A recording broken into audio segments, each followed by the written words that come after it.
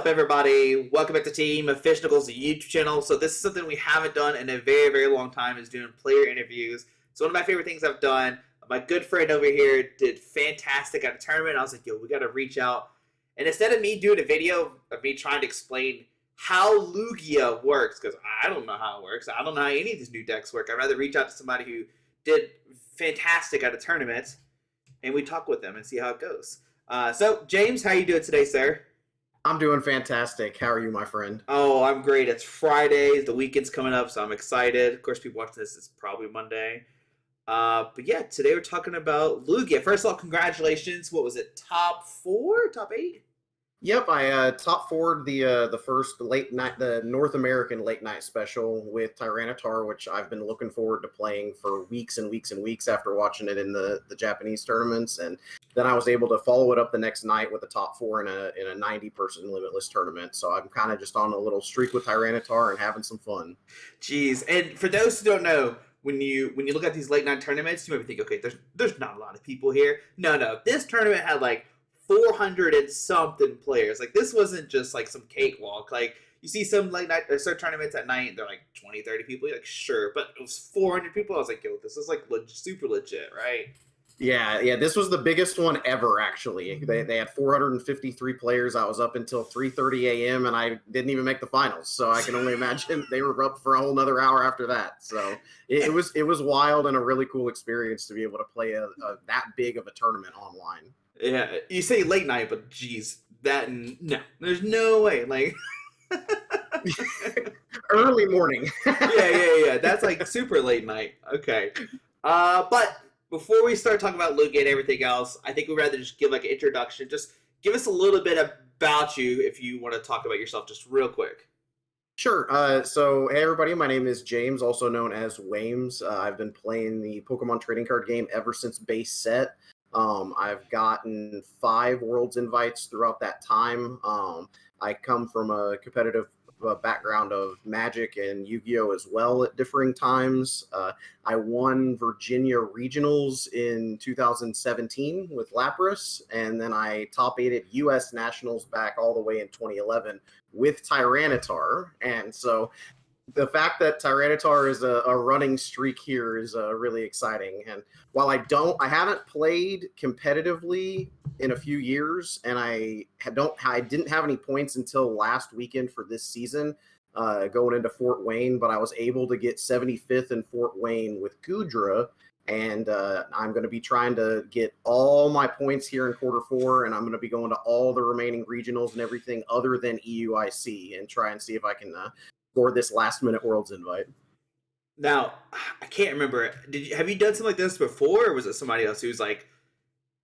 I have. In 2018, I also wasn't able to play for the majority of the season, so I had gotten 40 points from the first regional, the only regional I'd gotten to play that season, which was Memphis, like at the beginning of the season. Mm-hmm. But then in quarter 4, I was able to get over 400 points to be able to secure my Worlds invite that year too. So I've done it before, and it's going to be a tough task, but I'm up to the challenge. Yeah, I just wanted people to know that, like, about me thinking, okay, James is crazy. Like, there's no way he's going to get that many points. I'm like, no.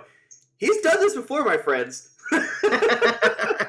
I'm going to try my best. It's gotten a lot harder, and now they're only the 2 League Cups and everything. It definitely is a tall task, but once they brought those League Cups back, I was like, this may just be feasible enough to try and put some crazy season together. So I'm going to see what happens. Don't forget about the League Challenges. Wait, can you get League Challenges and Cups, or like League Cups in the same thing? You can. So you can get a total of 100 points from League Cups, and then a total of 30 points from League Challenges. Whew. And then we're on the regionals grind. Jeez. Yep. All right. That are left. So I'm kind of stealing what Mellow Magikarp does, because first off, he's a fantastic. Lake of Rage is a fantastic podcast. I know, James, you've been there a bunch. I'm sad that on the Worlds episode, y'all didn't talk about my favorite, or like most played card, I guess, quote unquote. Most played Pokemon. You didn't talk about the most played card. What do you think is the most played card ever to make it a Worlds deck? Like, what card has been printed the most times for Worlds? Probably Switch, if I just had to throw that out there. I think Probably Switch, but Switch also didn't see a huge amount of play in like the wide amount of decks that we see it in today, until probably the X and Y era, where it was like super widespread. I know that probably Black and White a little bit more with like Darkrai, and you're able to like use Junk Arm and things to get utility cards like that back. But throughout like a lot of the game's first part of the history, Switch in particular wasn't big. Warp Point or the modern day Escape Rope was. True. All right, let's go about Pokemon. Let's forget about trading cards. That's cheating. You cheated. So okay, so just like a Pokemon itself. Yeah, that Pokemon. No, that Pokemon card was printed the most times ever. I don't know. Whew. I would have to. I mean, I think that you would like to hear. I mean, Shaman EX is crazy, so I think that that is up there. It's printed like number 7 times. Of world slots. Yeah. Like the number of times that card has been printed in a Worlds deck is probably, as far as like a Pokemon card, probably up there at least, if not the highest. Yeah, I was sad when I listened to the video. You ought to talk about that. But anyways, we're not talking about this today. Let's talk about you real quick. So you talked about you're playing since base set. So my first question is, what got you to the game? Was it the TCG or actually did you play Red and Blue first? It was originally Red and Blue. So I got into Red and Blue. I can't really remember. I was definitely watching the show before I physically got Red and Blue. Ooh, okay. But I like all of that was just like the foundation of the rest of my life. So it's definitely been from that 1998, 99 era, and it's just here I am still. So the old man that I am. Yeah. Okay, so next up, I know some people, they say, okay, I don't have a favorite deck. Some people say they have their favorite format. But if you had to pick one favorite deck / favorite format, what would it be? So my favorite deck of all time is Rocklock from the 2006 format. It's not heavily like considered to be great if you go back and play 2006 nowadays, but it's the deck that I got my first Worlds invite with in the 2005 format, and that was also a Tyranitar-centric deck. And so Tyranitar's been a really big part of just like my entire competitive history. But Rocklock was super cool. Being able to spread damage and devolve my opponent's Pokemon has also been like my favorite strategy ever. I know that it's been a few years since we've really been able to have like a good spread deck in anything, but I'm hoping that with the incoming Scramble Energy reprint, we might be able to see some crazy things in the future with that. I got you. So I guess, is it safe to say that Tyranitar is your favorite Pokemon, or is like Tyranitar just happened to be like... Tyranitar's up there. My favorite Pokemon of all time is Eevee, but Tyranitar's definitely in my top 5. I got you. All right, so let's skip out Pokemon. Let's forget about Pokemon. You're going to regionals, and you're trying to get pumped up. It's like round 1. What song or genre of music are you listening to if you had to pick one or the other? If you see me at an event nowadays, I've got my headphones on in between rounds probably, and I'm listening to Fall Out Boy. That's just the way that I am. Their new album is a complete banger, so it has been it was really cool that they dropped that like the week before Fort Wayne, and so I've just been jamming to that whole album recently, especially. You gonna go see him in tour? I'm gonna try. I don't have any tickets yet, and I've got to figure out when it would fit in with this crazy regionals grind I'm now set myself on. But I would absolutely love to be able to see this this current tour of him. I got to see him a few years ago in Louisville, but I have not been able to see them since then. But hopefully, I get to see him again. I will say my favorite part about the new tour coming out right now is like Bring Me the Horizon is the opening act. I'm like, what? Okay, sure, yeah, Bring Me the Horizon, Fall Out Boy, yep. Yeah, I know. Like when they announced that tour, I was like, this is going to be so sick. So hopefully I can score some tickets and get to go see them. Okay, next up, you're getting ready for the tournament. What breakfast are we eating before the tournament starts? If you had to pick the optimal breakfast, like this is what I'm eating before a regional tournament. Oh, I mean, I'm a huge waffle guy. If I'm staying at a hotel and they've got a Belgian waffle machine, I'm standing at it. So that's what I had right before Fort Wayne, and that's usually my go-to if they've got it. If they don't got that, biscuits and gravy is the go-to. So, but I am a big fan of McDonald's bagels. So if I'm grabbing something on the go, it's definitely I'm trying to go to McDonald's. There we go. Perfect. Perfect answer. A lot of people don't eat breakfast, but there's your answers if you're looking for breakfast plays. Yep. All right. Last question. The most excited / nervous Pokemon celebrity player you ever met? This is a big topic discussion now. Like people, like if they see Azul, they freak out. If they see whoever, who was yours like number one that you freaked out when you finally met or saw? It's really funny because like we're good friends today, but back when I was a kid, and first like really getting into the competitive play side of Pokemon, Chris Fulop, with his Blaziken deck at Worlds 2004. 2004 was just like when I truly started becoming like the road towards competitive play for me. Because while I played during the WotC era, I was very, very small. My parents didn't drive me to a whole lot of events, and I lived in Kentucky, so that was really not a good combination of things to be able to compete at Pokemon at the time. But after the WotC era was over, and I was able to convince my mom and dad to drive me around the States. I got to see him I met him at the first gym challenge that I got my first World's Invitation at up in Ohio. And I was very, very nervous just to meet him because I considered him basically just a celebrity at that point. I was just like, oh my gosh, Chris Fulop is here. Like, Yeah. But it's really, really fun because that taught me over time that everyone is just a human. Everyone is just a player. They have to take 6 prize cards just like you do to win a game of Pokemon. And that has always been something that I've tried to tell people when they're getting nervous meeting anyone or anything, that at the end of the day, they're playing the exact same game as you. So True. Yeah, I think it's something interesting that nobody really talks about. You know, like every old player sees these new players always freak out, but every old player has had that moment. Even they don't want to admit it. Yep. They've all had it. Don't lie to me. So yep. Yeah, I mean, and even like going into the modern era, I'll get matched up against certain people, and I'm like, well, I'm X1. Like, it's just like, all right, I had a good run until now, but oh well. Yeah. I'll try, but the slip's right there. All right, so let's start talking about the Lugia VSTAR Tyranitar, right? That's what we're here for. So, first thing first, if you had to sell the deck, like in 2 sentences, no less, why should you play Lugia VSTAR Tyranitar? It's the best deck in the format because no one is playing the hate cards that beat it yet. Ooh, there we go. Perfect. All right, so we'll talk about that sentence more later on, of course. For sure. Right. So we look at this deck, and of course, this weekend EUIC comes up, and everything's pretty much like thrown in the air. What's good in decks? You know, everybody's building decks a million different ways. So, how did you land on playing like this Lugia, like with Tyranitar and Stonejourner, I guess? You know, some decks play Evital. So let's start off with like Tyranitar. Why is Tyranitar good in this deck for Lugia?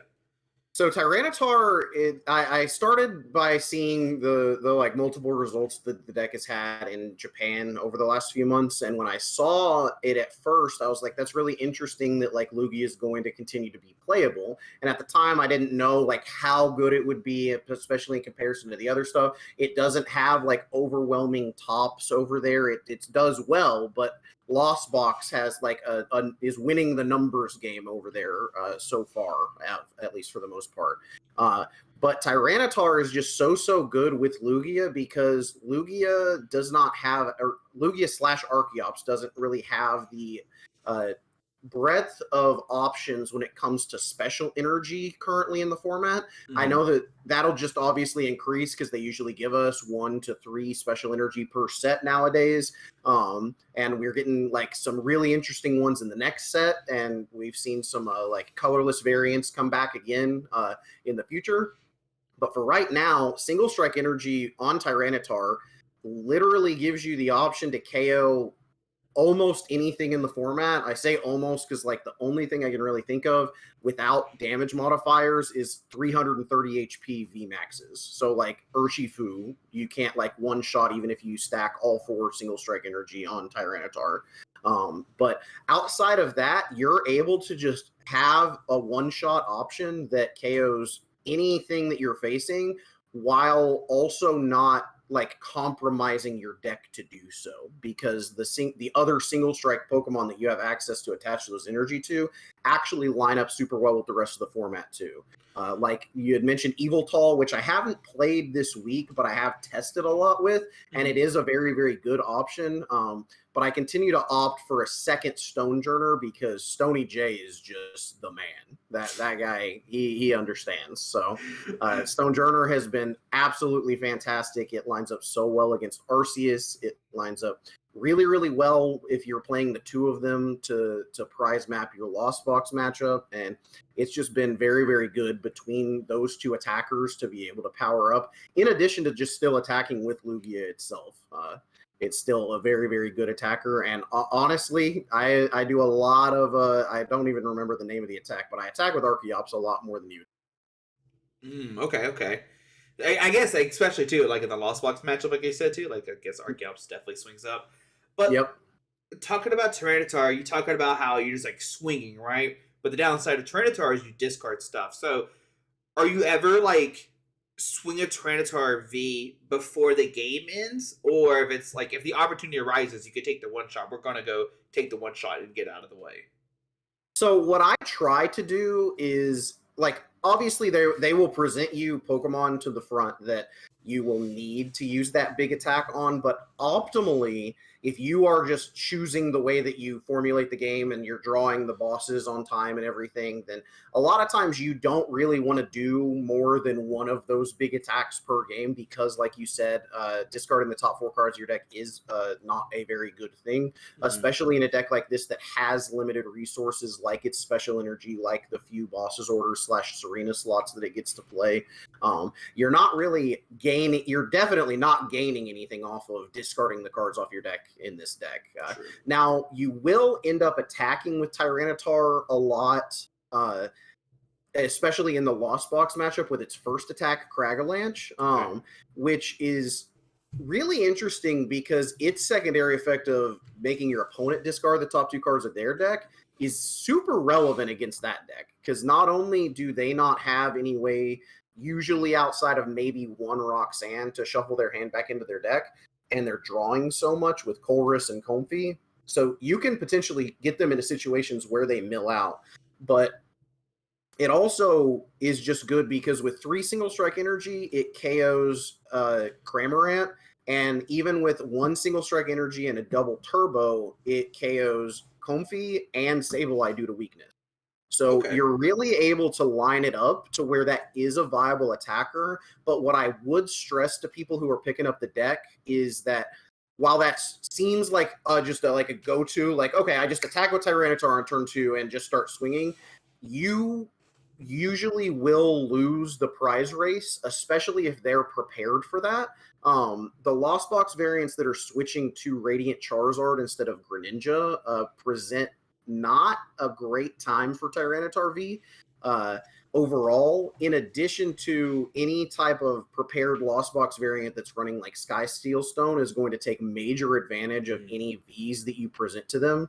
And so while it's definitely an option, I've found the games that I do my best against Lost Box tend to be me pushing through my Lugia that has to be on the board already to make the Archeops come into play, and then starting with the Stonejourners and then just trying to end the game with Tyranitar V, because where Stonejourner has his 130 HP, he's really, really good to like KO things and then not die to Cramorant either. So having a 1 prizer that's able to KO things, and in the matchup, because they're so reliant on Beach Court, not only are they likely to have that in play, but if you're bumping that, then you've still got a stadium in play. So Stonejourner's first attack is still going to KO a lot of things that Lost Box presents to you with the few single strike energy. Gotcha. And for those who can't see in the video, James talking about like Tyranitar, he only has 230 HP, so like he's gonna get knocked out pretty easily to Charizard that we talked about. That, in addition to where he, like you said, with the 230 HP, it lines up exactly where if they go Cramorant for 110 and then Sableye for 12 counters, they can 2-shot Tyranitar, which brings us to another card that I'm sure we'll be asking about later. But that the Serena throws off that math a little bit, but that's usually not what you want to be using your Serena for in the matchup either. And I guess before we talk about the Serena, the Stone Journer, like you said, it's for RCS. It's for the Lost Box, because it just swings as a single prizer. Is there anything else that you're like, okay, Stone Journer's like busted? Like, can we play it against the Lightning decks? Like, is that like that's the play? Yeah. It completely blows up the Miraidon deck.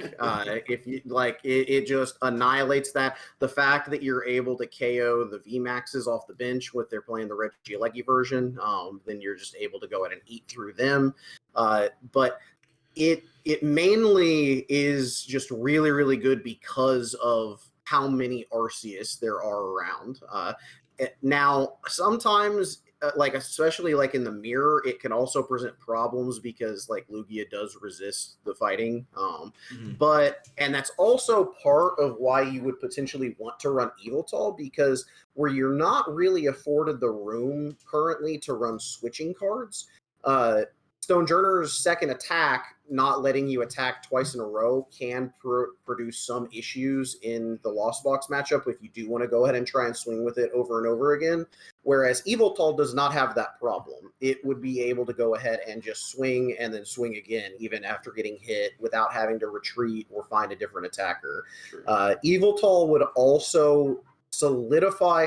I've not had that many problems with Mew. I'm not saying that you can't lose to it or anything. You're playing Vs and they can race you regardless of weakness. But Eviltal really shores up that matchup. Being able to blow up a Mew VMAX with a single prize Pokemon is absolutely absurd. So that would be, if you're expecting a lot of Mew for some reason, then Eviltal would be really, really good for that. But I have considered going to potentially one Stone Journer and or just trying to find a slot for another single prize Pokemon, because I think if you have a total of 3 single prize Pokemon, you can position yourself really, really well against Lost Box in a lot of scenarios, because they'll get that KO on your Lugia VSTAR, but then if you're just taking the first KO and trading with them, you can win a lot of the races. You just went out price trace them. Yeah. That's fair enough. Now, you talked about Serena a little bit, and I know the other big card that people play is like, people play the Gardevoir. So what are the advantages and disadvantages of both cards? Because like in my eyes, I have no idea why even like Gardevoir quarter or why is Serena good. Like I don't know the difference between the two. Sure. And I truly believe that I have a preference after playing both in tournaments. I have a preference that I do think currently I like Serena more, but that doesn't make the Gardevoir wrong, because the Gardevoir, I'll start with Serena. Serena throws off, by healing 20 from your board, throws off that math to where they can't go cram into Sableye to KO a Tyranitar. It's also super crucial against the Lost Box matchup, because the most common play that they're going to try and go for is to do 90 to your 2 Archeops with Moonlight Shuriken from Greninja, and then follow up with a Sableye, spreading 6 counters to both to KO them both. But if you use Serena after the 90, then that goes ahead and throws that math off from the Moonlight Shuriken. Now, that said, something that I still have considered trying to play is Manaphy, simply because they can, now that they're playing double Clara in most lists, go pick up my Greninja, put it into play, Moonlight Shuriken again, and even though you Serena it still KOs the 2 Archeops. It would also, Serena is also relevant against the Urshifu and Teleon deck that we've seen really kind of crop up. And while I don't think that's like the best deck in the format, I do think it is a good deck, and I do think it is going to be a played deck, regardless of anyone's opinion on if it's good or not. So that can also throw off some math where they're trying to set up KOs with the double gunner ability from Inteleon VMAX. But if the format continues to like centralize around Lost Box and Lugia in the way that I feel that it's going currently, then Radiant Gardevoir could be the better choice, because in the mirror match, most instances the Radiant Gardevoir is not going to like play too much into math, but it's very, very good in the mirror match specifically, because if you attack with a Lugia V-Star, a fresh Lugia V-Star in the mirror match with 280 HP, and you have a Radiant Gardevoir in play, the Lugia has a V guard energy on it, then even a Tyranitar with all 4 single strike energy can't one shot the Lugia. It only does 270. And so that's the biggest reason, at least that I have found. And obviously, there's some other weird math at times and anything like that. But that, like, Arceus damage doesn't really impact anything. It still 2 shots everything in your deck, regardless of Radiant Gardevoir or not. But that has been like the biggest thing, because that was actually why I lost the mirror match that I played in the late night to the other Tyranitar player that ended up winning the event. Was they had Radiant Gardevoir while I had Serena. And while I had only probably gotten to where I was in the tournament because of Serena, when we went heads up and they had the Gardevoir and the Serena doesn't do anything in the matchup, they ended up going ahead and taking it because they were able to present a Lugia that I just could not KO at one. Gotcha. Now, is there any other Radiant Pokemon you would consider playing in this deck? Like, is there any chance you would maybe play like a Greninja for some weird reason? Or, I mean, even there was a Lugia that went 7-0 that played a Radiant Jirachi. Yeah, I mean, I think the only one at this time, you don't really want to be discarding the energy. I've seen some lists that have tried to run Tower of Darkness over Messagoza, and I don't really like that because all of my single strike cards, the only single strike cards that you actually end up playing are Urns, Single Strike Energy, Stonejourner / Eviltal, and Tyranitar. And most of the time, I don't want to be getting rid of any of those. Like, some amount of them are already going to end up in the discard pile from Professor's research just because of how the deck is built. And I don't really want to be pitching those just to draw a couple cards. So I don't think that I would want to run Greninja. But as far as Jirachi goes, I think that if you're a gambling addict, you could run Radiant Jirachi. It's something that if you do...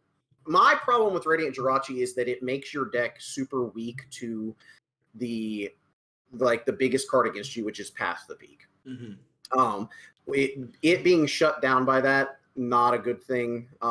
It goes ahead, and you would want to run 4 double turbo as well to be attacking with it. I think at that point, it would get you set up because once it's knocked out, it does go ahead and give you Archeops Ultra Ball with its search, right? Or any combination that you need to be able to just have the combo in your hand. But at the same time, not only are you giving up the option of Serena or Gardevoir for those matchups, you're playing something that doesn't do, like, you can win games 100%. If you're just going to flip double heads, and you told me that I was going to flip double heds every time, I'm locking in the Jirachi right now. I'm buying a plane ticket to Europe. We're on our way this weekend. We're going.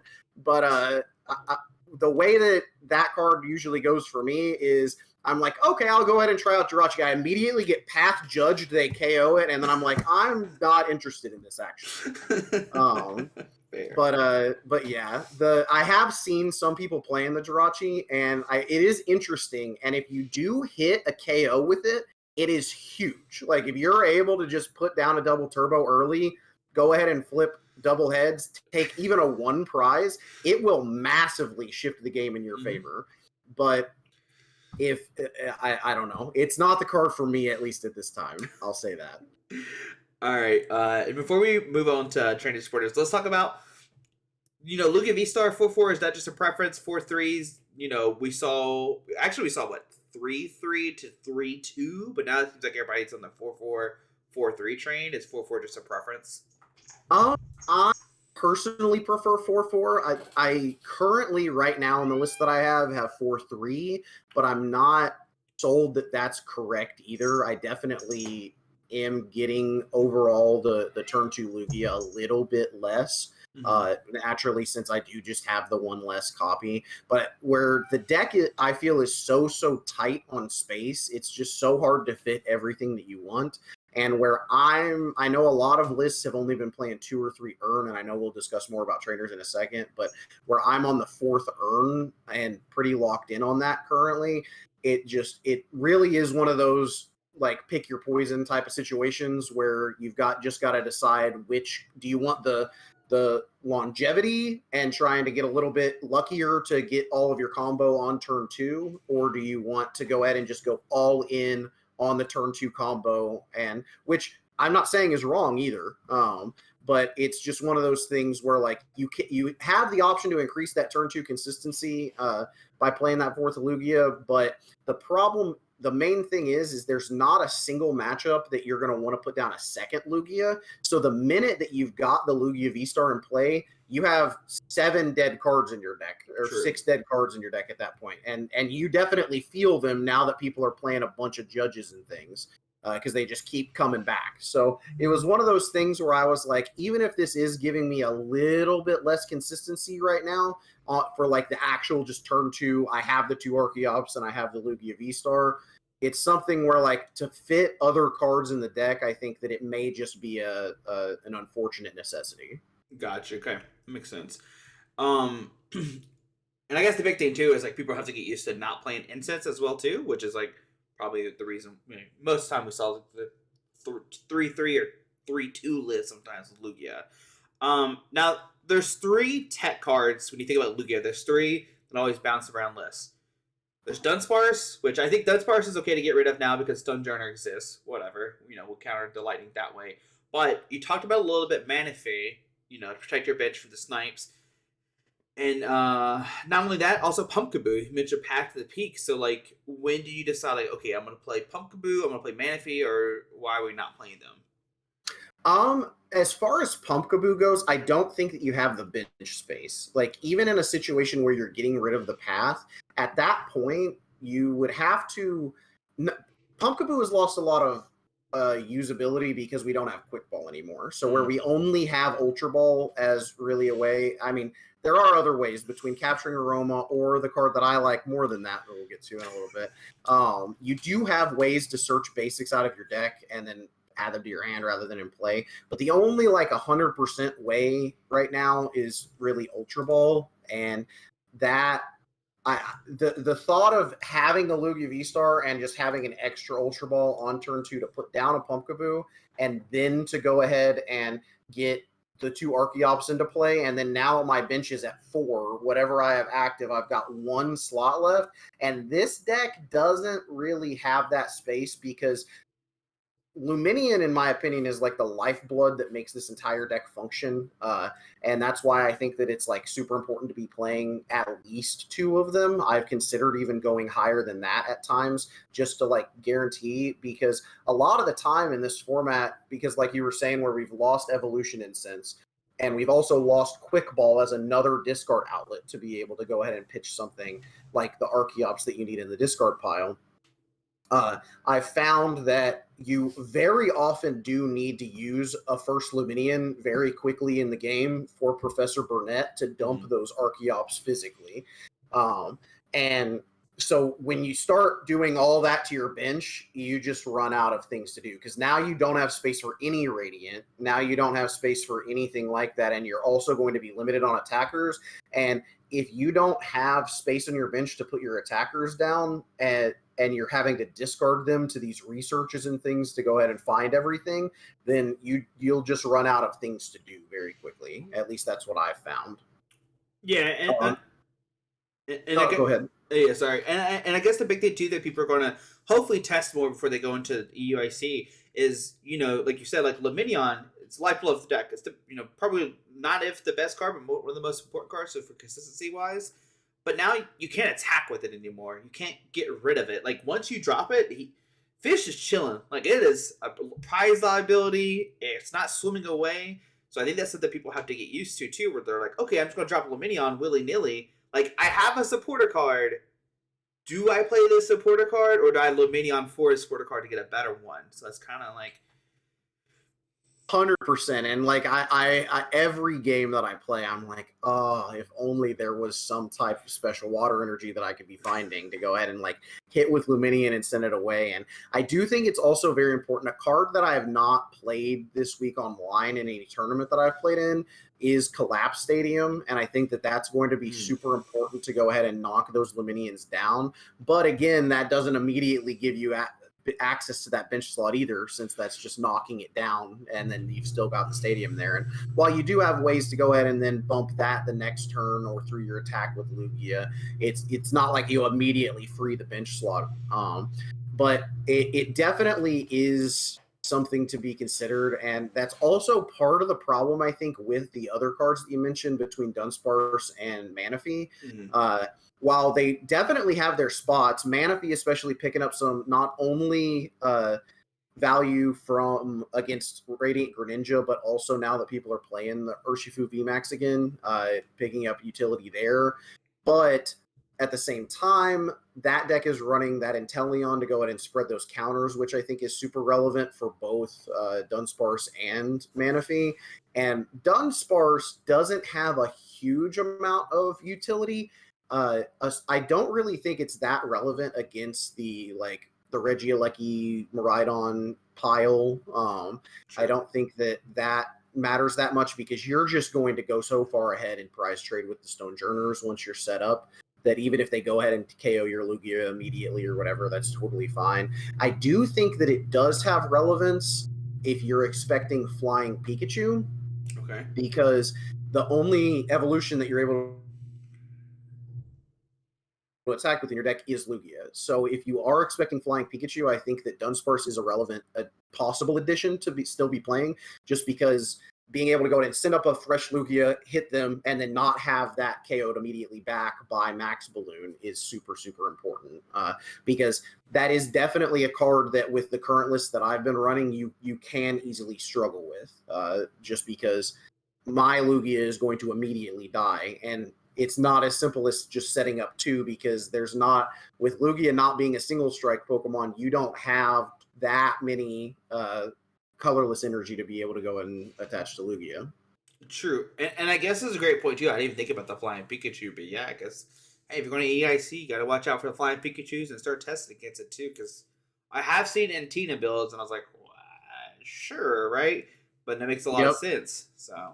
Yeah, it ends up being super relevant against this deck. I've gotten to beat some of them, but I think that as the format continues, Flying Pikachu could continue to present itself as a pretty big problem in the Arceus decks. Because, like, the last thing that I want to see with a deck like this is probably, well, Cry, Destruction, Yveltal is pretty scary in certain scenarios, but any kind of Arceus Path Judge deck that plays Flying Pikachu specifically is really scary to target this deck down, because while I do think this deck is a great call overall, and right now I think people are just not playing the cards that beat it, at least at a rate that makes it hated out of the metagame. I do think that it's not some unstoppable deck, though, and that if people really wanted to go ahead and target this down, they definitely could with cards like I've mentioned.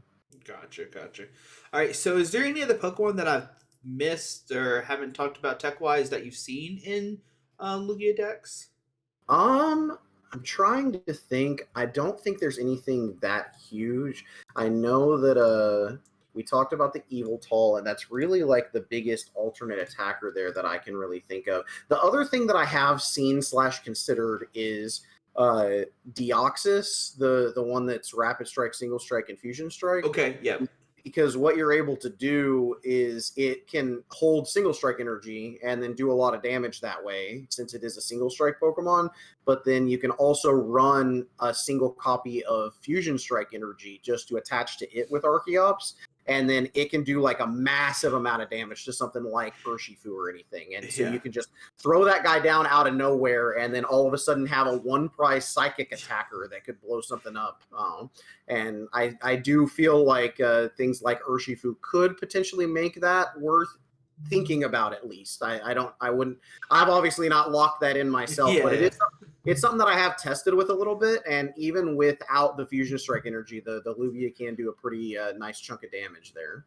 Or the Deoxys, I mean. The Deoxys, yeah. That's interesting tech, the leaks. And I guess the last one I forgot about too was Drapion, but it's kind of pick your poison if you think Mew's there. Yeah, I think at that point, I genuinely think like Yveltal is just a strictly better Mew counter than even Drapion is, just given the context of the deck. So while I have seen Drapion in the deck, I've always wondered why they aren't just playing the Yveltal instead. Because, I mean, they can still even race the Drapion, especially if they got ahead first in certain scenarios. So it's just, if I'm looking at a 1 prize Pokemon that can go ahead and KO a 3 prize Pokemon, I don't think it's going to get much better than that. It is interesting to note that every list I see that has the Drapion in it, they do not play the Stonejourner. So, I mean, not Stonejourner, Evital. So yeah. Yeah, and I found that really interesting because I definitely have seen multiple lists playing Drapion, but I not only like I'm not even convinced that it needs either. Like, because I've been able to beat Mew multiple times, both in testing and in tournament with it. Just otherwise, True.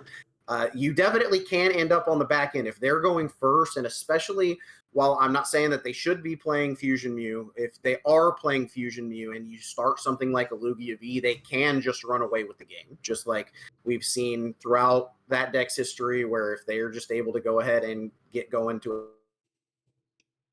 attack first and they're playing a version that has like catchers or something, they can very easily prize race you whether you have weakness with Tyranitar or not. True.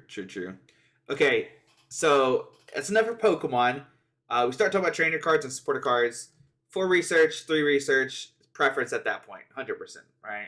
I think it's locked in at 4, where you've got to have those. You have very few discard outlets now to be able to pitch those Archeops, and I don't think that you are able to afford not playing it. And something that I've seen, some decks are playing a 1 copy of Serena. I'm actually on 2, just as like a yet another way to go ahead and discard some Archeops, so that even if I'm not getting the turn 2 Archeops, I should be able to pitch 1, find some cards, pitch the other on the next turn, and then keep going.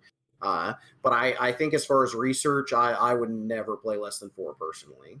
Gotcha. Okay, that's it. That's interesting to know. Like I said, when I'm looking at the other list, like some play 4, some play 3, so it's interesting to see. Yeah. 3 boss orders. Is that because we're scared to discard Tyranitar? Or research, or what's the deal with that one? So there's a couple things going on there.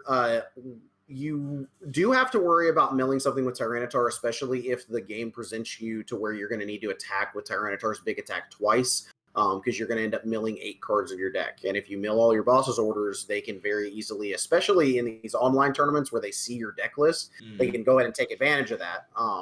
But even at going into something like EUIC, if I was playing against somebody and if they had 3 bosses orders in their discard pile and they're playing this deck, I can't imagine they have a 4th. So I may be able to take advantage of a game state that way.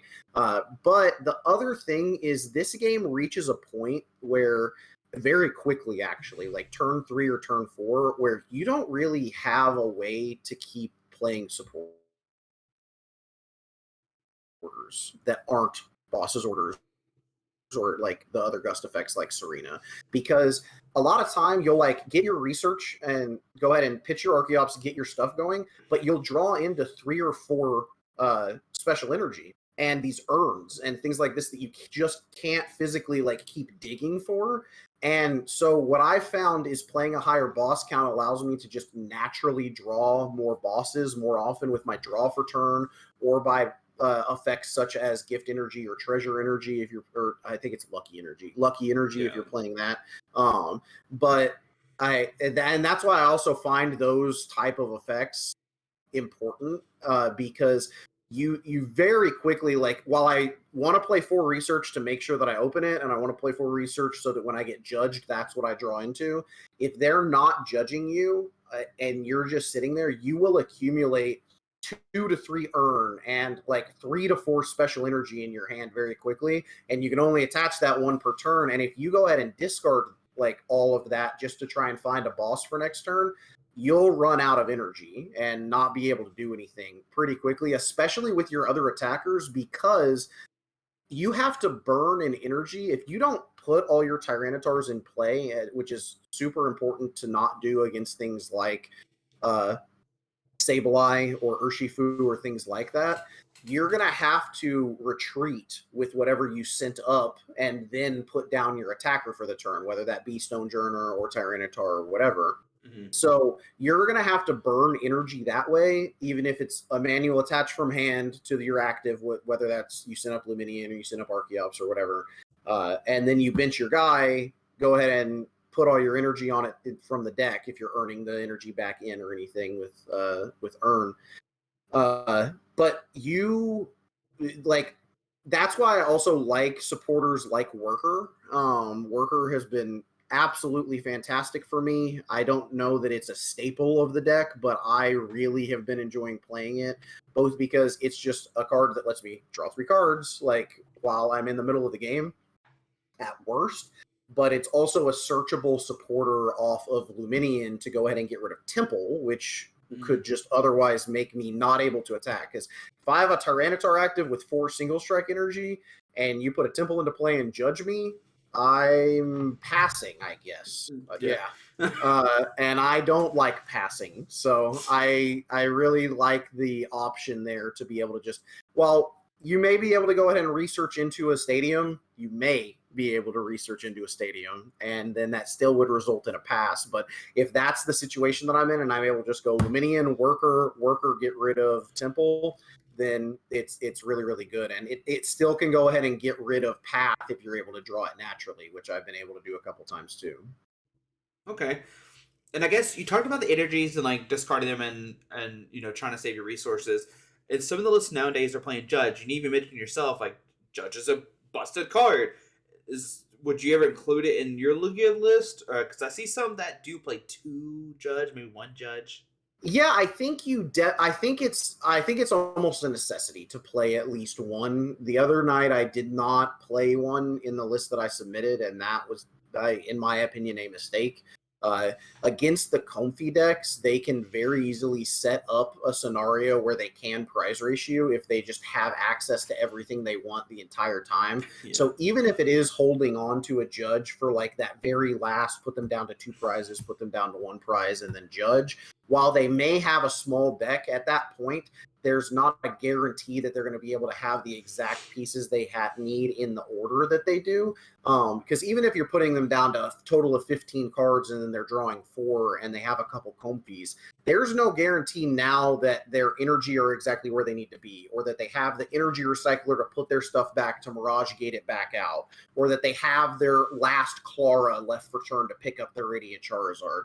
And while we've all played cards like in admin, all of that, and then your opponent can just draw the out anyway, Judge definitely draws them the most often, but it's also the only disruption card that we really have access to in this format. And I still think that staring down a Comfy deck that has like literally the other night, my opponent had 21 cards in their hand, and I'm just sitting there and unable to do anything. And I'm like, I guess I'll die. Yeah. Because they just have it all in the exact order that they need it to be in. And I'm just like, I cannot believe that I did not submit a Judge. So I definitely recommend at least 1. 2 gets rough because it's not great for you. It can go ahead and shuffle your hand back in if you draw too many of your special energy, or you draw too many urns and you don't get to research at that point. Sure. But it's really not that great of a draw card for you as far as like a supporter slot. So it kind of fits into the second one, in my opinion, kind of fits into that like flex slot area where it's like a choice to play that, or like a 4th urn or things like that, or maybe over a tech Pokemon. Gotcha. So you talked about the Worker a little bit. We talked about Burnout earlier, just being able to Luminion and stuff like that. Is there any other like weird one-of supporter card you think that we could play? Like, is Sharon's Care ever a card we want to play to free up bench space? Or maybe a Thornton? Maybe some cool Thornton plays we could do? Or is there any other thing that you've thought about or tested at all with the deck? I love me a good Thornton. I love me a Thornton. I got to play Thornton in that Gudra deck that I played in Fort Wayne, and that was like some of the sickest plays I've ever been able to do in my entire life. So I'm a big fan of Thornton. I don't know that he has a slot in this deck, just because a lot of those tech supporters you're not going to want to Luminion for. Because whereas like in a deck like an Arceus deck may be able to like create a cool scenario where they Luminion for their one of Sharon's Care for the turn and just have it. This deck, where it doesn't really have that card selection or draw mid-game, and those Luminions almost always have to be saved to just try and end the game with boss's orders, at least in that mid-game point. because you almost always have to use one Luminion for Burnett and then one Luminion to find a boss to end the game. And so I don't know that you would be able to use those supporters. They definitely could have usage, though. I think picking up your lone Lugia, once it has damage counters on it, could be insane in certain scenarios, especially like against Lost Box. Because at that point, you would be able to create a board without any 2-prize Pokemon for a good portion of that game. Sure. So I think something like Sharon's Care could be interesting. Thornton could be interesting as well, just because this deck does have multiple attackers that it wants to do. And you could, after using your Radiant for its specific usage, because like I was saying, Gardevoir is not useful after it prevents that KO basically in the mirror, or Serena is not really useful if they go ahead and KO your Archeops or anything. You still could go ahead and Thornton into an attacker, especially with something that already has some number of energy cards on it. And I think that's an important thing to note, because like you said with the worker, you think it's a must-have inclusion. There might be some other one-of supporter cards that we have, maybe we still haven't talked about. I think one big question people are going to ask, I think we have the same kind of opinion on it. Roxanne is a bad card for the deck. I don't know how you feel about it. I think that card is just egregiously terrible in every situation. I've never played with or against a Roxanne and gone, wow, this card's cool and good and did something.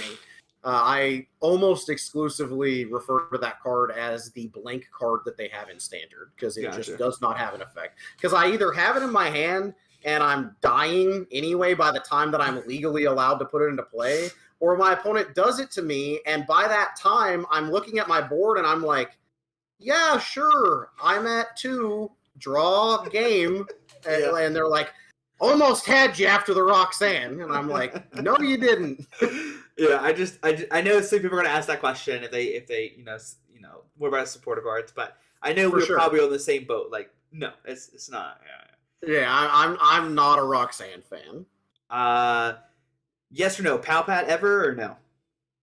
Palpad could be interesting. I don't know that you have the room, but it would be on my list of cards that could be useful. Just because you do get really low on cards just because Archeops is pulling your energy out of the deck all the time, and so you definitely could utilize putting those bosses back in just to have access to multiple bosses in the game. But at the same time, against the deck like Lost Box, the bosses don't really have an effect most of the time, like unless they put one of their V Pokemon in play or something, which most of the time they're not going to do until it's already in the active anyway. So a lot of the time in that matchup, my bosses, I'm just discarding them because they are blank cardboard in that matchup for most situations. But Palpad could be interesting. I think that there's multiple cards that I would probably play before that, though, just because I would probably want to just play more supporters at that point. Got you. So it's like a 65th, 66 card in rotations. Yeah. All right. So let's move on to the trainers. First thing, Ultra Ball, 4 of every deck. Every deck, if you're playing Lugia, 4 of Ultra Ball, no questions. Get out of here. I think the big question that people are going to ask, and you've already talked about a little bit, is some people are playing Capture and Roma. They're like, I want to flip a coin and whatever happens, happens. I'm a gambling man, like you said. Or we're playing 4 Great Ball. Sell me on Great Ball. Why we're playing Great Ball in our deck? All right, so I'm a huge fan of Great Ball. Before it was Great Ball, it was Master Ball. That was the old Master Ball effect back during the EX era. Big fan of that in that era as well. I find that what I need is early game, I need Archeops. Mid game, I just need to hit something. I either need to thin a Lugia V or VSTAR out of my deck. I need to try to find Luminion. I need to try to get a replacement attacker of some kind, whether that be Tyranitar or Stonejourner. With the removal of special energy from the deck at a fast rate with Archeops, your deck gets pretty stacked full of trainers and Pokemon alone. So you have a really high chance of hitting something with Great Ball. And I've found in my testing that Great Ball has helped me more often than Capturing Aroma did. Capturing Aroma is the high roll card. If you're going to flip whichever specific one you need, then that card is obviously the better card because it's searching your deck. But I have not had that experience with that card. If it helps if you're flipping heads early to hit your Lugia VSTAR and your Archeops, but in the late game, you don't need a evolution Pokemon ever. You never need Archeops in the middle of the game. You never need Lugia VSTAR in the middle of the game. And if you're going early and flipping tails to only get basics, you'll be sitting there with a bunch of Tyrannitars and Stonejourners and Luminions and going, I wish I had a way to get Archeops. And so while Great Ball obviously is not just always going to hit the specific thing that you need, I found that overall being able to just toss a Great Ball before my research, try and see if I find the Archeops or not, even if I miss, I'm usually hitting my Lugia V, hitting my my first attacker, which would be a Tyranitar or Stonejourner, or finding my first supporter with a Luminion that's on the top. So like almost all of them are helpful at the beginning. Actually, all of them are great to find at the beginning of the game for one reason or another. And in the middle of the game, I don't have to deal with the flip to lose the game because I have a 14 card deck, 2 Great Balls in hand, and then I flip heads on my Aroma to find my Luminion for boss. Whereas I've got 2 shots at looking at half my deck to try and find Luminion to go ahead and just grab my boss for game. And so that's why I've personally found Great Ball to be better. I also think that there's justification, and I've seen some lists do this, where they're playing both, where they're playing some number, like they've cut other slots for more of this item, this like ball / aroma consistency. And I don't think that they're wrong in doing that. I'm not saying that like I love their list, specifically their 60, but I think that there is a lot of value to Great Ball, even if you are going to lock in aroma regardless. Finding a room for 1 or 2 Great Balls, just because that item search that can find that Archeops pre-research is so good. And I prefer to flip as least coins as possible in most of my deck. And this is definitely one of those. It's got Messagoza, which we'll probably talk about next here in a second. But other than that, I'm not a huge fan of flipping coins. Gotcha.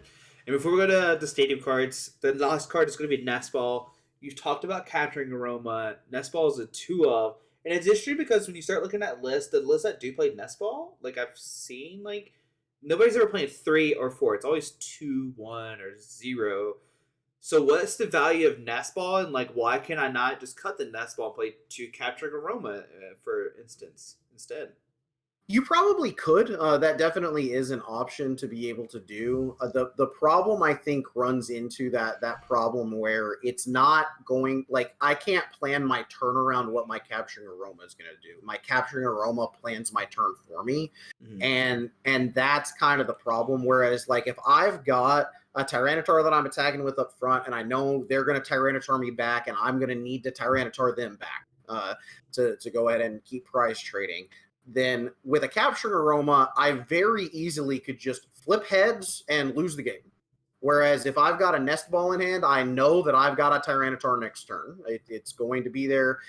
And where Nest Ball specifically is going to get every attacker in your deck and also guarantee that turn 1 Lugia, as long as you've got it, obviously, then I think that I like Nest Ball, some number of like that guaranteed, like I'm looking at my hand and I know that I'm going to be able to produce either that Lugia immediately to get it into play so that I can try and turn 2 Summoning Star, or my replacement attacker in the middle of the game. Okay, fair enough. So yeah, we talked about Earn earlier, the value of 3 versus 4. Do you think it's just like you're just trying to hit your single strike energies more so? Yeah, I think that it comes down to, I think the 4th Earn is a flex slot, and I've chosen to play 4 Earn. I do think that you very easily could get away with 3. I think that some decks are running 2 that I've seen, and I don't know how their decks are functioning, honestly. I'm not trying to be mean or anything, but like I in my playing with this deck, they are doing something that I'm not, because I'm like, if you just research away and earn and get your Pokemon KO'd, you're going to be sitting there like, I guess I'm not attacking with Tyranitar anymore, which is just not acceptable in most situations.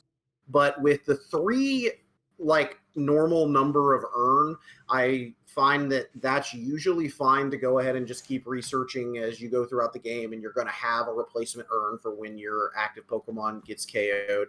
But with the 4 earn, I've found that even if I like have to discard 2 to a research or something, because you're so reliant on research as your like only real draw in the deck, you're really at the mercy of what is in your hand when you have to research. And between that and the reliance, as you were talking about as well, on Ultra Ball, you will just have to lose some number of resources, whether that is special energy, whether that is Urn of Vitalities. And where Tyranitar often needs 3 to 4 to be able to, of single strike energy, to be able to get the big KOs that he was in the deck to get. I just find that making sure that I have as many single strike energy as I can has been invaluable, because even with him doing 240 base, if you have 2 single strike energy and a double turbo, you're only doing 260. So like you've got to have some number of, you've got to have upwards of 3 single strike energy to be able to guarantee a KO on a 280 HP Pokemon, which is one of the magic numbers of this format. And so I've just found that I really, really like the 4th earn. I don't think that I would call 4 necessary, but I'm using one of my flex slots basically as that's my choice. And I think the big thing too that people have to realize when testing for EUIC compared to online is when you're playing EUIC, you're gonna play 3 games at a time, not just the one. So like you said, like maybe 2 people are getting away with 2 earns.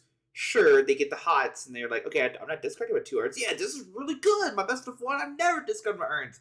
Best of 3 though, you're gonna have to start thinking about your consistency cards and stuff like that. So and it also, honestly, and this may be an intangible thing, but to me, having the extra amount of resources there helps my early discards and the amount of time that I would have to be spending on trying to map that out, where I can literally look at my hand and I don't ever have to worry about like discarding my first single strike energy to an Ultra Ball, or just going ahead and researching away a single strike energy in an earn.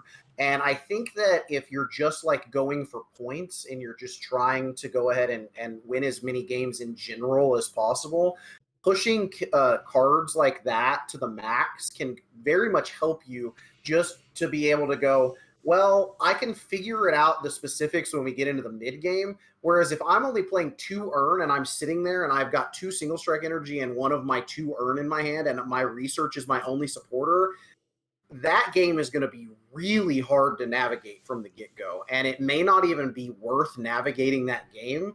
It may be a situation where you would need to go ahead and concede and move to the next game in a best of 3 scenario.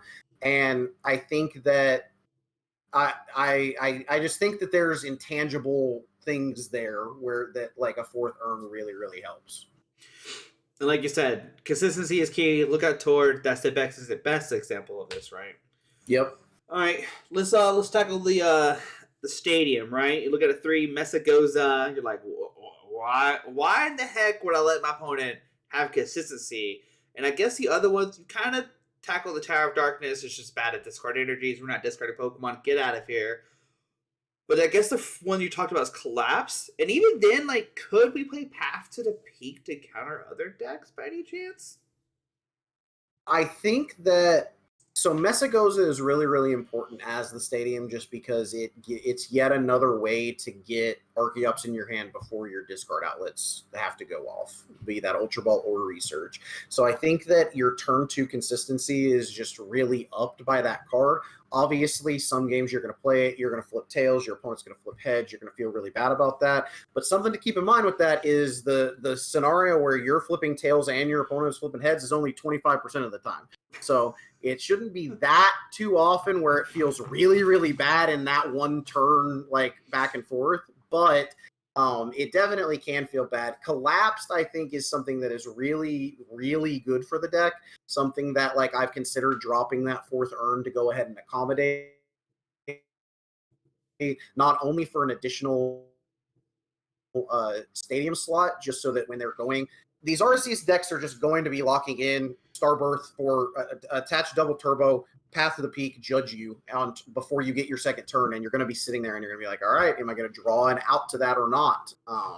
And I think that as we move forward, it's going to be important to have 4+ stadium bump effects, be that Pumpkaboo, be that Worker, be that more stadiums. But I think Collapse is just really, really important because of the prize race and being able to get rid of one of those Luminions that you have to run, because I definitely have played multiple games where I've just had to bench a Luminion to Burnett and had to bench a Luminion to find a Sycamore Research, whatever it's called this year.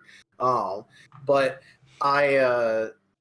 and then they're just able to go ahead and race me. Like, my deck is going fully off at that point, but then if they just got ahead first, they're just going to win the race because I've got 2 fish on my bench to give up 2 prizes each. But with a Collapsed, I would be able to like knock one of those off and then potentially get back in the game. And so I think that Collapse is really important. I don't like Tower and Messagoza. While it is a flip card, I think that hitting heads on Messagoza feels real nice. And especially where Messagoza is a stadium that you're incentivized to play first. It's not just a counter stadium. Because of that effect and you're wanting to actively use it for those early turns, if you're only running the 3 Messagoza and they're on 4 path and you're putting your Messagoza in first before they path, they're very easily going to win that war and be able to lock you out of mid-game Luminion pretty quickly. So I think that raising that stadium account some amount definitely has a lot of usage, whether you do go to a 4th Messagoza, whether you do play the Collapse Stadium. I think there's a lot of choice there to be made, and I do think that running upwards of 4 stadiums and even the Worker could potentially be the correct call. Okay. I don't think there's any other stadiums that is relevant. Beach Court is obviously not that good in this deck. Pokestop, no way. I can't think of any other ones. So yeah. So next up, Energies, which I think is like, I don't think people call it a controversial, but in my brain, it's very controversial to me because there's so much happening with Lugia's Energy. So I think the thing we agree on, 4 Single Strike Energy, you got to play it, right? You got to play it. Yep, namesake of the deck. But so your list plays 3 double turbo, while other lists play 2. So why the 3 over the 2? So I found 3 to be really, really necessary. Not only the hardest thing about this deck is managing your special energy throughout the course of the game. And I think a lot of people are going to look at this deck and they're going to go, wow, you just Lugia ability, put 2 Archeops into play, KO things with Tyranitar, easy peasy. And yes, some games are like that, and some games you don't have the energy to facilitate that across the course of a game, especially against single prize decks like Comfy, which is like the most played deck. So I think that, in my opinion, running the 3 double turbo is not only important because you're going to need to attack with a Lugia. Stonejourner has 3 retreat. Tyranitar has 1,000,000 retreat. And you're not running any switch cards. So you're having to retreat to be able to move anything around. And even if you're not using your Lugia to attack and they're just bossing it up and hitting it with Cramorant, if you don't have double turbos in your deck or in hand to attach to Lugia, passing against them is not an option. Like, they will just win the game at that point. If you give them 1 free attack in most scenarios, the games are that close, especially with this deck against that deck. And so I found that 3 double turbo is the number that I'm comfortable with there, because of also, you don't want to leave a Lugia V active. Like, if you're passing into your opponent's Lost Box first attacking turn, because getting Lugia hit with Cramorant is huge for the deck, especially if they're playing something like Snorlax, because a Cramorant plus a Snorlax is a KO on a Lugia, regardless of any type of V-Guard or any of that, since that doesn't activate. And so that's why I do think that Regenerative Energy is very, very good as well, and you see that because between regenerative energy or double turbo, you're able to go ahead and put that on your active Lugia and either get Lugia out of there and send up one of your one prizers to get hit by Cramorant, because 110 to Stonejourner feels way better than getting Lugia 110. True. Yeah. So okay. So double turbo. Next up is V-Guard. Is V-Guard just to help counter the Tyranitar decks? V-Guard is really good against Tyranitar. V-Guard is also really good against Giratina. Since Giratina is able to hit for 280, that can go ahead and potentially stop them from getting a KO on you as well on Lugia. It doesn't really. I've not found. I'm sure someone in the comments will be like, "Here's the specific matchup where it's great here." I've not really found in my play so far where V-Guard like stops specific numbers from two-shotting Tyranitar. I think in most cases his 230 HP is more than enough to guarantee that they're going to have to at least two-shot him. But on Lugia, there's definitely multiple scenarios where I've found that V-Guard energy is just so important to have on them. Be it Tyranitar, be it Giratina, be it just even something like I did find one time V-Guard energy on Tyranitar can mess up Raikou V damage, where they weren't able to two-hit KO me because I was able to manage my bench where they were like filling it out, but and because they weren't able to like max their bench on turn one, and then I was able to V-Guard and they weren't able to hit through. But outside of that, I just think it's very important to stop Lugia from getting one shot in certain scenarios by Tyranitar and by Giratina. True.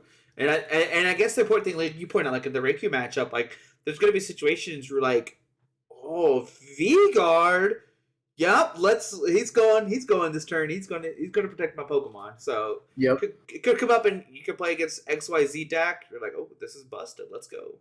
Yep. Gift energy seems like to be a staple that we see now. Is this just to help to get the consistency of Archeops out, or just to draw cards or find boss orders? Mainly, I think that it's important to have on a Pokemon that you've got up front when you know that they're going to judge you. Because it basically makes it to where you're going to have a full hand of cards going into a judge. And I think that ends up being super relevant, especially Gift on Stonejourner against the Arceus decks. Because where he's your main attacker in that matchup, being able to just have that there, they're going to KO him back, and then you're able to go up to a full hand of cards so that even if you're under Path of the Peak, you are judged. You're going to have 8 cards after you draw for turn, and you're going to most likely be able to find Earn plus Replacement Stonejourner out of that to be able to go ahead and KO back.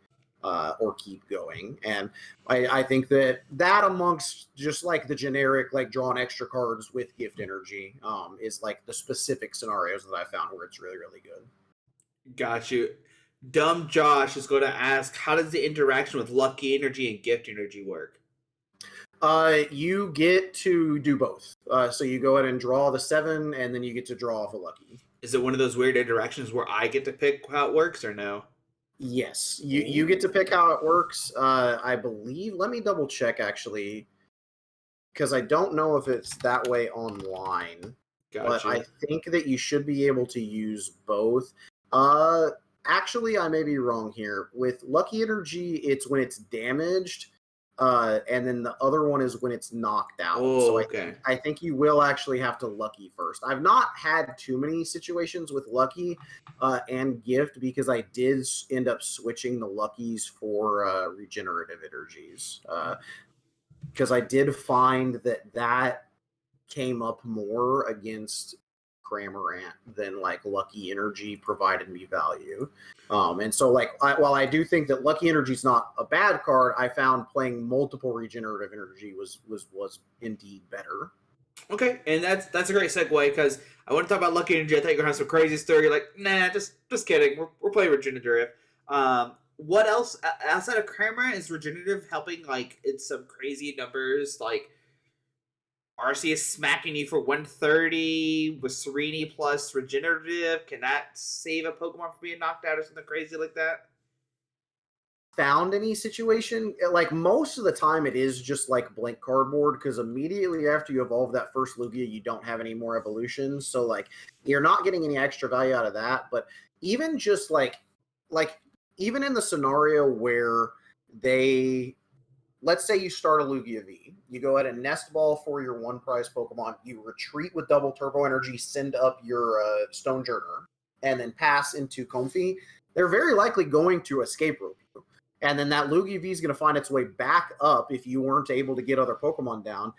But if you've got a regenerative in hand, they're able to go ahead and smack that Lugia, you attach regenerative for turn, do your combo, go into Lugia, wipe that damage off, return the KO with Lugia, and then all of a sudden you've only taken 1 damage counter on your active Lugia, and then you've started the prize race in your favor. So I found that after playing the Lucky Energy in that first tournament the other night, while that had some situations where like I drew an extra card, it was nice. Having those regenerative energies, even though I'm only evolving that 1 Pokemon per game, proved to be pretty useful, even if it's just for that early game against Lost Box. Gotcha. And I found this one list that did play an Impact Energy. Am I missing something that this is helping out against? So Impact Energy is interesting mainly just to have like a 5th single strike energy. So that's really the only thing that it's for. I've not really liked it just because it can't be attached to like anything other than the single strike Pokemon, and I'd rather just have more colorless type special energy that can go on anybody. But I think that I think that you're better served playing more Urns if you find yourself liking Impact Energy, unless, I mean, there are like crazy techs that I've like seen some people talk about and that I've tried to try where you're like playing multiple Impact Energy, something like a what is it? I think it's Pinsir from Battle Styles. Oh Lord, I have no idea. Where this guy is a single strike Pokemon and he does 110 for 3 energy. And he's grass. So in theory, if you had some amount of damage on a Tyranitar already, or you played Choice Belt, then you would be able to, in the mirror, double Impact Energy Pinsir. I mean, not even that, if you just have single strike energy, actually, if you just go Impact, single strike energy, it would go ahead and one-shot Tyranitar with something like that Pinsir. But outside of something like that, I'm not just saying that you should be doing that either, because at that point your deck looks much more like a pile. So I'm too old for that type of piles anymore. I'm not going to say it'll never happen, but I try to avoid them when I start going down that rabbit hole. I was just making sure there wasn't some crazy combo poison card that I was missing, and I was like, "What does Impact Energy do?" And I read it, and I was like, "Gets rid of poison." Like, there's something crazy. Yeah. It's. I think they're just mainly using it for an extra single strike energy, just because like if you do only play like the 2 Urn, you easily can run out of like energy to attack with those Pokemon with. So, and where Tyranitar is super hungry for those single strike energies early and late game, it's just one of those things where like you can end up just wanting another energy to go ahead and throw on there. And once again, it's important to note that you're exactly right. This deck that played Impact Energy only played 3 Urns. They did not play 4. They're doing exactly what you said. And you're like, just play the 4th Urn. What are you doing? Yep. Yeah. At that point, I would rather just like slot that 4th Urn in. I mean, and maybe that slot is still served better elsewhere, but I would just be running that 4th Urn at that point. Just go ahead and even if like that 4th Urn isn't getting full value, right, and you're just shuffling back one single strike energy that you had to discard off an Ultra Ball or a Research, I still would rather have another actual single strike energy that buffs damage than Impact Energy. And the only thing that I could really think of as far as like the Impact Energy, because it stops all special conditions. Is that the ability? It's only poison. Okay. I was gonna say maybe like you run that if you think you're gonna go up against the Articuno that's paralyzing, but I really can't think of a single Pokemon that poisons right now. Yeah, it's only poison. That's all I was asking. I was like, is there some kind of like leaky poison Pokemon I don't know about that's going to come out and surprise me? Toxicroak EX I played against the other night. I guess it could be good against that guy. But that guy's weak to fighting, so he gets blown up by Stoneturner. Maybe it was like old school days where like if you're poisoned, you can't use your power or something. I don't know. The way it should be. So now we talked about the deck list and everything else. Is there any other cards that I'm missing? You brought up Articuno, which of course makes me think about Switch or Escape Rope, but I don't think the Articuno you should be scared of. But anything else that we're missing that we haven't talked about that you know off the top of your head? I mean, as far as stuff to be afraid of, I mean, like anything that like paralyzes me is super awkward. I know there's the Lost Origin Mawile that's starting to see some play both in Lost Box and the Shadow Rider deck that's seeing play. The Shadow Rider deck isn't that scary. At least I've not found it to be that scary, just because if you are able to get your combo up and running, Archeops is attaching your energy out of the deck, so Shadow Mist isn't like locking you out of the game. True. And obviously there are 3-prize Pokemon this week to Dark, so Tyranitar just does really funny numbers against them. But where that locks your active out of retreating, it can provide some really awkward situations where like they could boss up Luminion and lock it active and then get a free KO on it with something else the following turn, because that Mawile locking retreat and your next attack doing an extra 90 damage for a deck like this that's not running any kind of like physical switch cards, it can be problematic. I know people have brought up, they're like, how do you beat Duraludon? Spoiler alert, you don't. You can't do it. It's not happening. It's just not worth it. If they've got Duraludon, go get lunch. It's fine. But that's what I was meaning. Like, there's multiple things that people could be doing that could just shut down at least the way that this deck is currently built out of the game. But what I've found so far is that either people are not playing that type of stuff, or that stuff is not doing that well against the format. And so those hyper-specific style counters are not providing that much of a fear for me. And it is something interesting to note too. You talking about like the counters don't exist right now, and I think you've talked about this on your Twitter as well too. That the format changes so much because of Limitless. We saw last night where first and second place decks were Goodra decks. Yep. That seems like a bad matchup too. Like, by the time this video comes out, who knows? This deck might not even be relevant anymore, and could be a whole mess of things. We could, Yeah. I mean, Goodra definitely is something else. Because you look at all of these problems, like Flying Pikachu, Duraludon, Articuno, Mawile, and Goodra, like you said, and I'm sitting here and I'm like, the answer to almost all of those is Escape Rope. And so, I feel like potentially fitting in, but that's kind of the problem with the way that this deck needs to be built now, where you don't just have the free, you're not, it was so hard to miss the turn 2 double Archeops with Lugia before, with Evolution Instance and Quick Ball and Ultra Ball and all of that.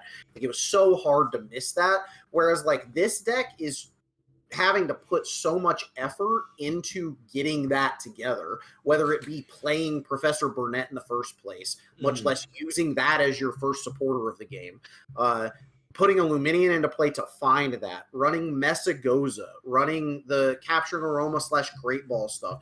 You have to work to try and find those Archeops early and then discard them in ways that Lugia didn't before. And while the outcome when it happens provides really powerful results, it's something that you're also eating that deck space with cards like these that could otherwise go to answer in-game scenarios. And that's why I think this deck is fantastic.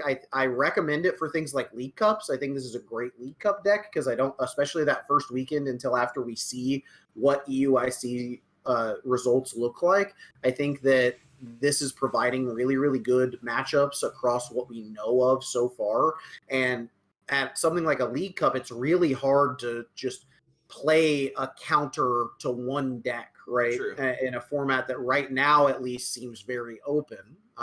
And so I think that this deck could end up getting hated out of the format and not really be able to adapt, because I don't really see a world where you're able to play like a bunch of escape ropes on top of like all this other stuff and are still hitting your combo consistently. It's kind of like last form where we saw Lugia would win, and it wouldn't like disappear. Just it wouldn't win. It'd still be like 5 of the top 8s, not all 8 of them or whatever. I think we're gonna be in a situation now with Lugia where like Lugia's really good, and then like hard counter, and Lugia fizzles out. Then all of a sudden it sneaks back in and just wins one. I think that's more so what Lugia's going to be, kind of like what you said. Yeah, I think it's very similar to like how Mew has been over the last couple of years, where like Mew will run out ahead, and it has just like this insane power level of what it's able to do, and it's a very consistent deck overall for what it is.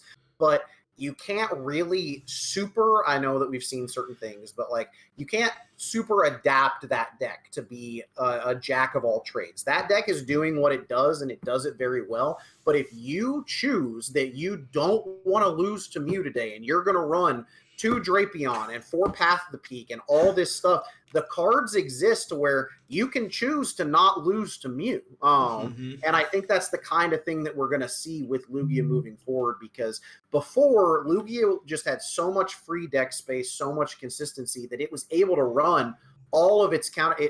Like the concept that like a deck like this would just have the free space now to run like double Lost Vacuum and Pumpkaboo in the way that like Lugia was doing before, because it was doing all of its stuff and then getting to run all these answers just naturally, and it felt so good.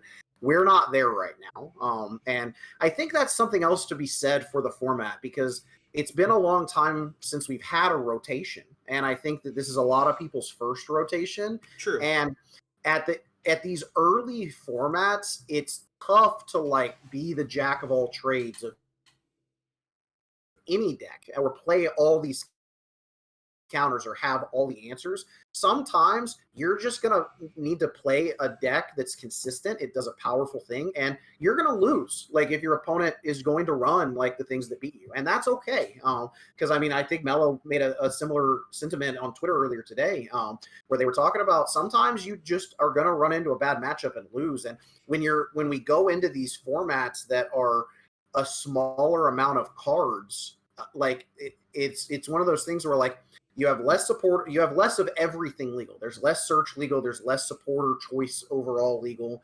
And for right now, consistency is kind of key. And I'd rather be playing a consistent deck that does what it does more often than trying to be like, okay, well, if my opponent plays X uncommon from Evolving Skies, then I just can't lose. So I need to play this one of tech card in my deck that can't search it out, and then I'll get them. And where it's like, I'd rather just lose to that person and then just move on and like have my consistency for all my other matches. And once again, I know I've talked about it before. I'm not trying to toot his horn, but look at Tord. He did it at an OCIC. It was a new format, and he was like, "Yep, I'm just going to play Lugia with super consistency," and look at how that worked out. So it could be the same scenario. Now, the one deck we haven't talked about that I'm just more curious about how the matchup works is, how does the Guardy matchup work? Or should you even be scared of Guardy when playing this deck to even be like, okay. Something I've been very vocal about on Twitter. I personally, like, I love Stage 2 decks, and I love Gardevoir as a Pokemon. So it hurts me that I don't think currently that Gardevoir is that great of a deck. Now, that said, I think that there are builds that are potentially to be discovered that could still be good. Gardevoir EX is a very powerful Pokemon. That ability, I have no question. I'm not sitting here saying, no, attaching infinite energy from your discard pile is bad. But the rare candy builds that everyone was hyping going into the format have done basically nothing since the like we rotated to this format online. Like, they've struggled very, very much from being slow. The few builds that we have really seen break through to good success and get a couple top 8s here and there were builds that were not running rare candy even at all. and they're just mainly focusing on the Curlia engine itself and putting one Gardevoir EX into play. For this deck, it's really not that bad, or at least that I've found, just because Gardevoir is weak to Dark. So you're like, once they put the EX into play, you're able to just go ahead and boss it up and KO it and keep going on your way.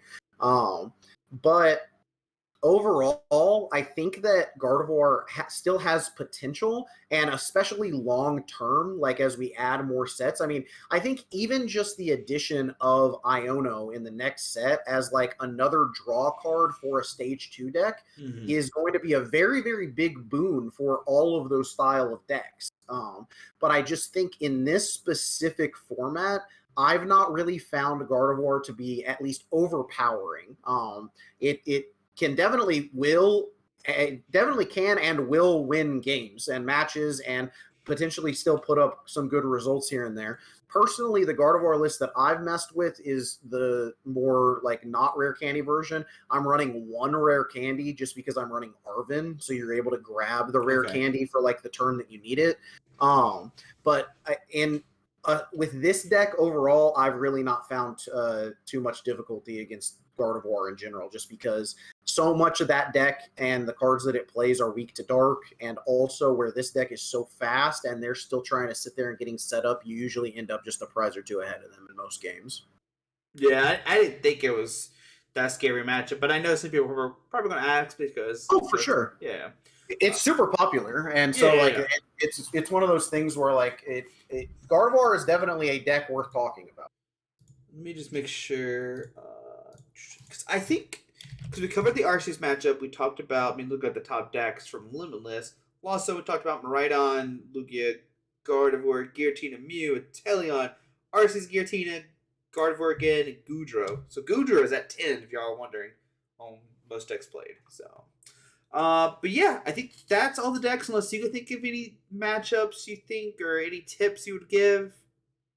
The biggest tip that I would give to people, because I have had some people messaging me just about how to play out that Lost Box matchup, and I know that we talked about it at the beginning, but like attacking with Tyranitar like first, I would not typically recommend. Like sometimes that's just how the cards go, but like going in with that first against Lost Box tends to not result in game wins for me.